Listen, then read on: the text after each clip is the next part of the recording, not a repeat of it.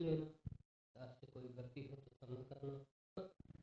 हरिदास जी ने बताया कि सत्संगत जी, जब हम पर सतगुरु की कृपा हुई है, ये संतों का संग मिलजुल कर इस निरंकार प्रभु और परमात्मा तक प्रवृत्ति को जोड़ने का प्रयास कर रहे हैं।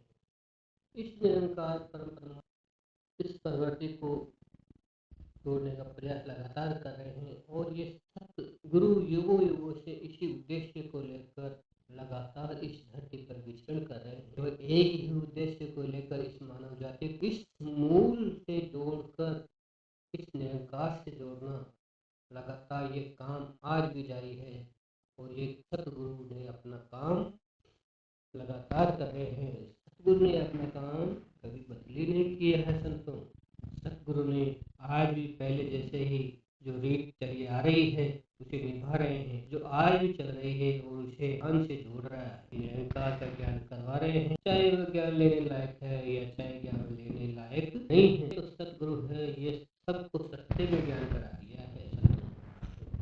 हाँ, ये है कि किसी ने पहले करवा दिया, वो बाकी ज्ञान करवा दिया। हाँ, मानना दोनों को होगा कि किसी को चाहे अभी ज्ञान करवाया है या सालों पहले ज्ञान करवाया हो, ना तो दोनों होगा, क्योंकि युगों युगों से निरंकार परमात्मा हमें इसे इसमें बताया है कि जब तक मनुष्य इस निरंकार से नहीं जुड़ेगा तब तक जीवन अधूरा है, क्योंकि इसकी विशेषता है निरंकार की। ये गुण किसी पदार्थ के नहीं है, जो किसी पदार्थ से कनेक्ट हो जाए तो निरंकार का ज्ञान मिल जाएगा। ठीक केवल और केवल इस निरंकार से जुड़ी एक ही का ज्ञान कराकर इसको प्राप्त किया जा सकता है, क्योंकि ये निर्गुण निरंकार पारब्रह्म परमेश्वर है।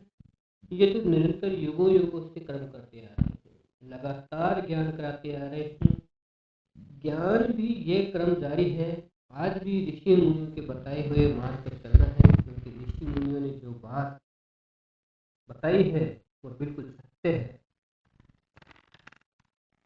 क्योंकि गुरु जो होता है वह परमेश्वर का और दूसरा दुनिया में निरंकार का ज्ञान कराया ही नहीं सकता है, क्योंकि मैं जो अभी तक जो जीवन जी रहा था वह वास्तविक काल्पनिक नहीं है, क्योंकि ये जो है गुरु पूरा है। जब भी कृष्ण भगवान ने अर्जुन को ज्ञान दिया तब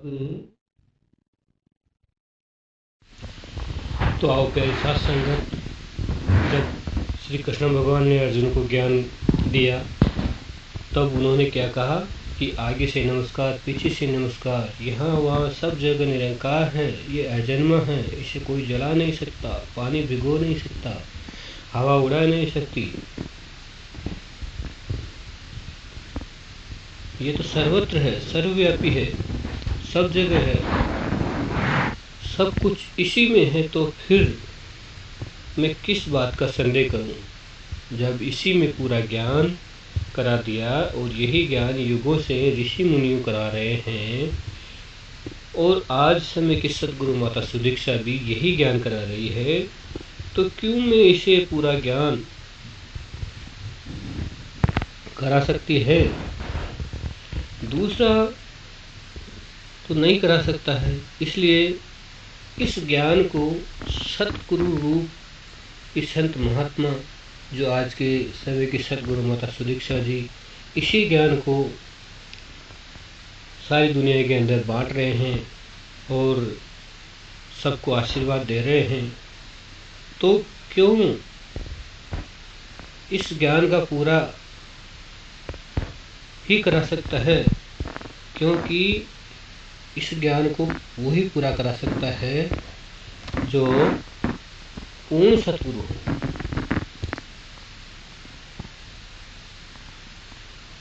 और प्यारी सत्संगत, इसकी एक खासियत ये और है कि इस ज्ञान को हर कोई नहीं करा सकता, दूसरा नहीं करा सकता, क्योंकि इस निरंकार पारब्रह्म परमात्मा का ज्ञान सतगुरु द्वारा ही दिया जा सकता है।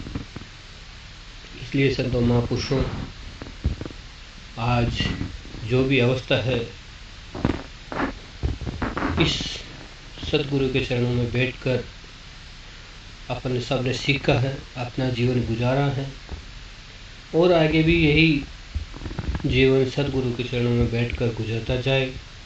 इसी प्रकार से दास को एक कहानी भी याद आ गई है। एक समय एक चूहा और एक बिल्ली हुआ करती थी। तो चूहा एक महाराज के पास जाता है और बोलता है कि महाराज त्राही मान त्राही मान। महाराज बोले क्या बात हुई? चूहा बोला बिल्ली मेरे पीछे पड़ी है। तो महाराज ने बोला तू भी बिल्ली बन जा। अब चूहा बिल्ली बन गया और बिल्ली बोली महाराज त्राही मान त्राही मान। महाराज के पास फिर भागता हुआ चला आया और बोला महाराज त्राही मान त्राही मान। महाराज ने बोला कि अब क्या हुआ? अब कौन सी नौबत आ गई? फिर बोला कि बिल्ली बोली कि महाराज मेरे पीछे कुत्ता बड़ा है। तो महाराज बोले कि तू भी कुत्ता बन जा, कुत्ता बन जा। तो कुत्ता बन गया। फिर कुत्ता बन गया तो फिर महाराज के सामने आया और बोला कि महाराज त्राही मान त्राही मान। महाराज बोले अब क्या हुआ? तू तो अब तो कुत्ता बन गया। तो कुत्ता बोला कि महाराज मेरे पीछे शेर पड़ा हुआ है। महाराज ने बोला तो कि तू भी शेर बन जा। जब शेर बन गया तो मन में विचार आया कि अब तो मैं शेर बन गया और अब मेरे को कोई नहीं मार सकता है। और जब इस अवस्था के अंदर उसने महाराज पर ये गर्जना की और अकड़ दिखाने लगा तो महाराज ने फिर से कहा कि पुनः मूषक भव, कि तू फिर से चूहा बन जा। क्योंकि जो मूषक से शेर बना सकता है वो शेर से मूषक भी बना सकता है। और ये सतगुरु है, जरा पढ़कर तो देखें, ये कुछ भी कर सकता है। जरा जो कि रामचरितमानस में लिखा है कि गुरु के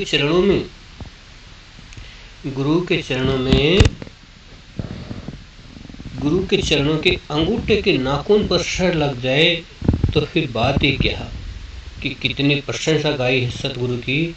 जब गुरु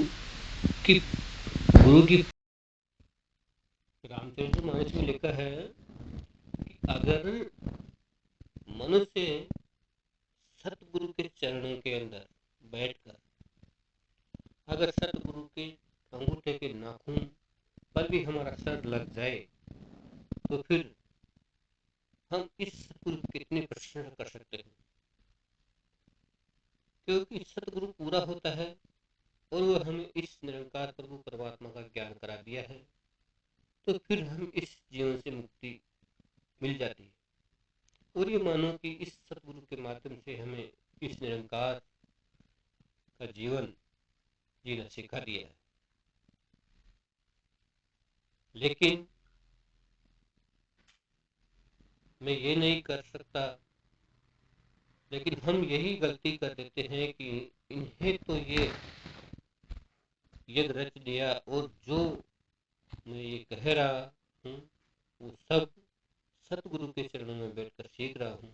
क्योंकि मैं ये मिशन नया नहीं है, ये युगों से चल रहा है और चलता ही रहेगा।